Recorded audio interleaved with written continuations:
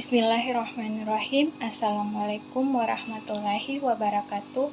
Perkenalkan, nama saya Zakia Nufus dengan NIM A1Q1200057, Program Studi Pendidikan Bimbingan dan Konseling Fakultas Keguruan dan Ilmu Pendidikan Universitas Halu Oleo. Dalam video ini, saya akan memaparkan materi mengenai tujuan, fungsi, dan prinsip-prinsip bimbingan karir. Baik, tujuan bimbingan karir itu ada dua. Yang pertama adalah tujuan secara umum dan yang kedua adalah tujuan secara khusus.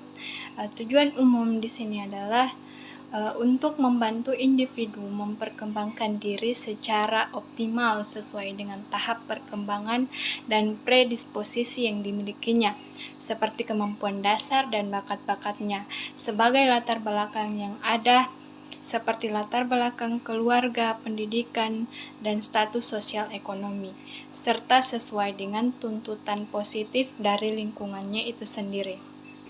Selanjutnya adalah tujuan khusus bimbingan karir. Pertama, memiliki pemahaman diri, kemampuan atau minat dan bakat yang terkait dengan pekerjaan. Kedua adalah memiliki pengetahuan mengenai dunia kerja dan informasi karir yang menunjang kematangan dalam bekerja. Ketiga, memiliki sikap positif terhadap dunia kerja, dalam arti mau bekerja di bidang pekerjaan manapun tanpa merendahkan diri atau merendahkan suatu pekerjaan, asal bermakna bagi dirinya dan sesuai dengan norma agama yang ada di masyarakat tersebut, tidak melanggar atau pekerjaan tersebut melanggar dari norma agama. Yang keempat adalah memahami relevansi kompetisi belajar atau kemampuan menguasai pelajaran dengan persyaratan keahlian atau keterampilan bidang pekerjaan yang menjadi cita-cita karirnya di masa depan. Contohnya seorang siswa yang duduk di bangku kelas 3 SMA yang bercita-cita menjadi seorang akuntan. Di sini dia harus menguasai pelajaran ekonomi, di mana salah satunya adalah akuntansi. Dia harus menguasai akuntansi sebaik mungkin, karena itu yang akan menunjang karirnya di masa depan menjadi seorang akuntan. Selanjutnya adalah fungsi bimbingan karir. Pertama, memberikan kemantapan pemilihan jurusan kepada siswa, karena penjurusan akan mempersiapkan siswa dalam bidang pekerjaan yang kelak diinginkannya. Seorang konselor di sini berperan aktif ketika seseorang siswa akan memilih jurusan, karena pemilihan jurusan yang tepat dengan pekerjaan atau minat yang diinginkannya itu sangat penting, karena dengan jurusan yang tepat seseorang dapat siap atau lebih mengetahui mengenai pekerjaan apa yang cocok bagi dirinya sesuai dengan jurusan yang telah dipilihnya. Yang kedua adalah memberikan bekal kepada siswa yang tidak melanjutkan sekolah untuk dapat siap bekerja sesuai dengan yang diinginkannya. Konselor di sini berperan dalam memberikan informasi mengenai dunia pekerjaan, memberikan pelajaran-pelajaran mungkin yang berguna di dunia kerja, memberikan informasi tentang apa saja sih yang dibutuhkan dalam dunia kerja itu, seperti apa dunia kerja itu, agar ketika seorang siswa tersebut lulus dan akan langsung terjun ke dunia kerja, merasa tidak kaget karena informasi-informasi mengenai dunia kerja tersebut telah dia ketahui lebih dini. Yang ketiga adalah membantu kemandirian bagi siswa yang ingin ataupun harus belajar sambil bekerja. Konselor di sini memberikan masukan mengenai kemandirian seseorang. Menjadi seseorang yang mandiri itu adalah merupakan hal yang sangat baik, apalagi ketika dia belajar tapi harus bekerja juga.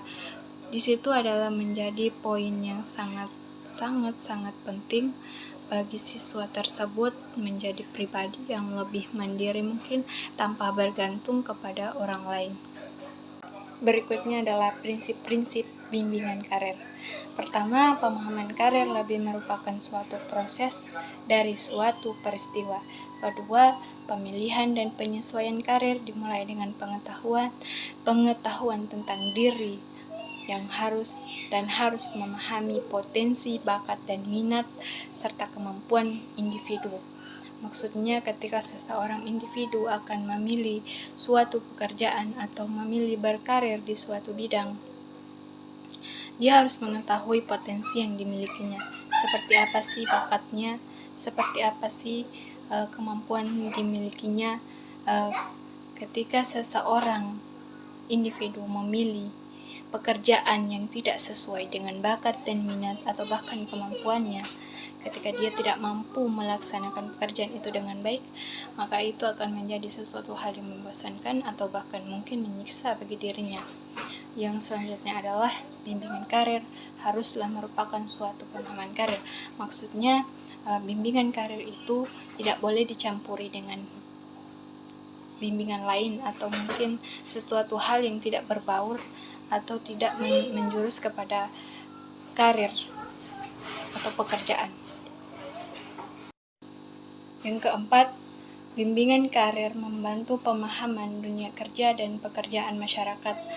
Maksudnya, bimbingan karir itu adalah memberikan pemahaman terhadap klien tentang bagaimana sih dunia pekerjaan itu dan pekerjaan-pekerjaan apa saja yang ada di masyarakat, jenis-jenis pekerjaan apa saja yang ada.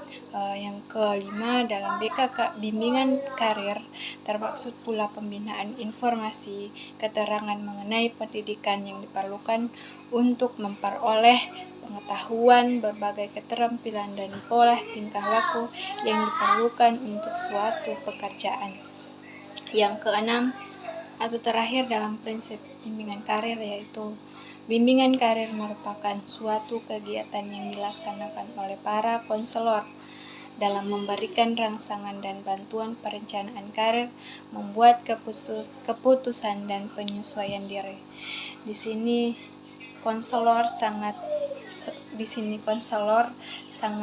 berperan aktif ketika seseorang klien hendak mengetahui atau hendak mencari masukan mengenai karir yang sesuai dengan dirinya. Nah, di sini bimbingan karir sangat penting dipahaminya. Oleh karena itu, konselor harus memberikan bimbingan karir yang sesuai dan tepat kepada klien tersebut. Nah, itu tadi prinsip-prinsip bimbingan karir secara umum. Sekarang kita akan membahas tentang prinsip-prinsip bimbingan karir yang ada di sekolah. Ada beberapa poin. Yang pertama, seluruh siswa di sekolah hendaknya mendapatkan kesempatan untuk mengembangkan dirinya dalam mencapai karirnya yang sesuai dirinya atau secara tepat. Dengan adanya bimbingan karir di sekolah diharapkan menjadi sesuatu hal yang dapat mengembangkan diri siswa dalam pencapaian karir. Yang kedua adalah bimbingan karir hendaknya memiliki tujuan untuk merangsang perkembangan pendidikan siswa. Nah, dengan adanya bimbingan karir di sekolah diharapkan dapat merangsang perkembangan pendidikan siswa.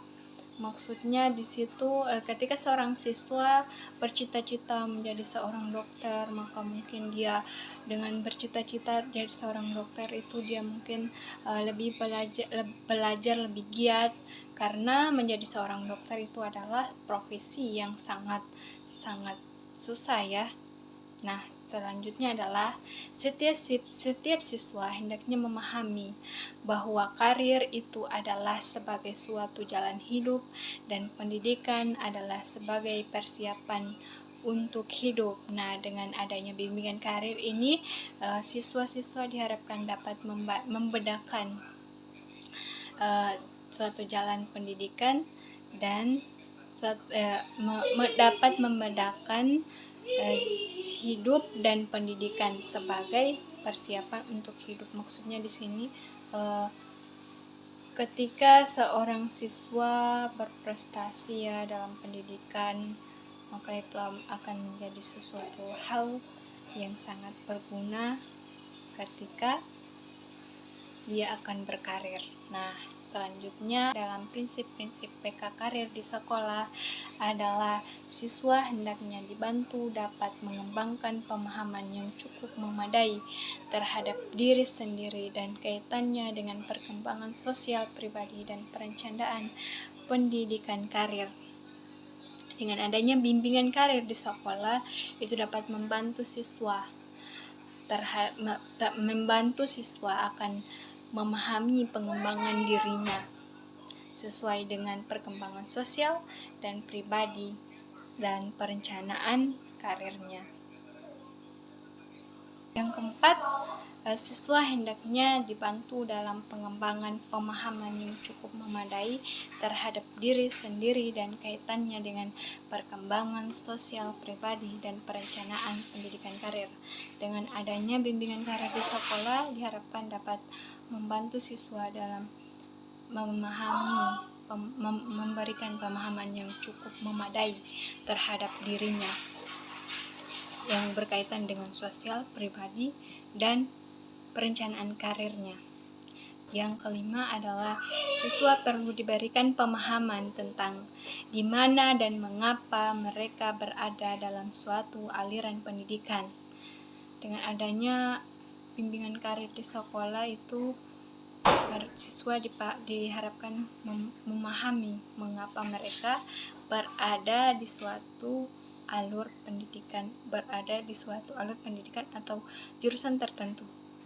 Yang keenam adalah siswa dalam keseluruhan hendaknya dibantu untuk memperoleh pemahaman tentang hubungan antara pendidikan dan karirnya. Dengan bimbingan karir, siswa dapat mengetahui apa sih hubungannya pendidikannya tersebut atau jurusannya tersebut dengan karirnya di masa depan. Yang ketujuh adalah setiap siswa pada setiap tahap program pendidikannya hendaknya memiliki pengalaman yang berorientasi pada karir secara berarti dan realistis. Yang kedelapan, setiap siswa hendaknya memiliki kesempatan untuk menguji konsep berbagai keterampilan dan perannya guna pengembangan nilai-nilai dan norma yang memiliki aplikasi bagi karir di masa depannya. Yang ke-9 adalah program bimbingan karir di sekolah hendaknya diintegrasikan secara fungsional dengan program pendidikan pada umumnya dan program bimbingan konseling pada khususnya.